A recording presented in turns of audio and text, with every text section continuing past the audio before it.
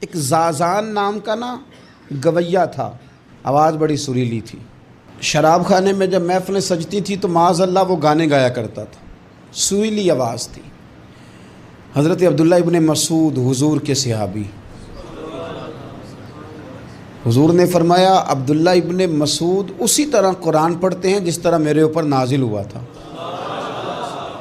حضرت عبداللہ ابن مسعود نا چھوٹا قد اور پتلی پتلی ٹانگیں تھی حضرت عبداللہ ابن مسعود کی۔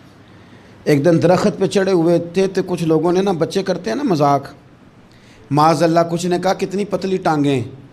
اللہ کے محبوب علیہ السلام نے فرمایا قیامت کے دن عبداللہ ابن مسعود کی ٹانگوں کا وزن احد پہاڑ سے بھی زیادہ ہوگا۔ زبردست صحابی ہیں، اور حضور نے فرمایا میں نے جس کو گورنر بنایا، کسی جگہ امیر بنایا، مشورہ کر کے بنایا، اگر میں کسی کو بغیر مشورے کے امیر بناتا تو عبداللہ ابن مسعود کو بناتا۔